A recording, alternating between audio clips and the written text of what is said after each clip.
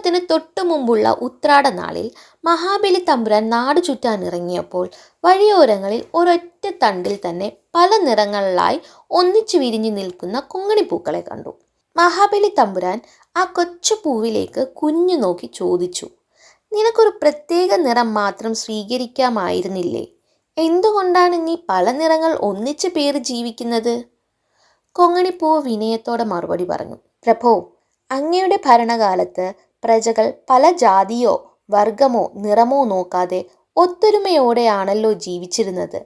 വിവിധ നിറങ്ങളുള്ള ഞങ്ങൾ ഒന്നിച്ചൊരു തണ്ടിൽ വിരിയുമ്പോഴാണ് ഞങ്ങൾക്ക് ഭംഗിയുണ്ടാകുന്നത്. സമത്വത്തിൻ്റെ ആ സന്ദേശമാണ് ഞങ്ങൾ ഈ ലോകത്തിന് നൽകുന്നത്. കൊങ്ങിണിപ്പൂവിൻ്റെ ഈ മനോഹരമായ സമത്വ സന്ദേശം കേട്ട് മഹാബലി തമ്പുരാന്റെ മനസ്സ് നിറഞ്ഞു.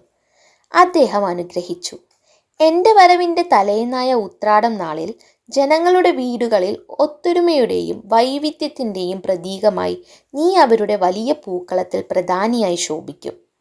അങ്ങനെയാണ് ഉത്രാട നാളിലെ പൂക്കളത്തിൽ കൊങ്ങിണിപ്പൂവിന് പ്രഥമ സ്ഥാനം ലഭിച്ചത്.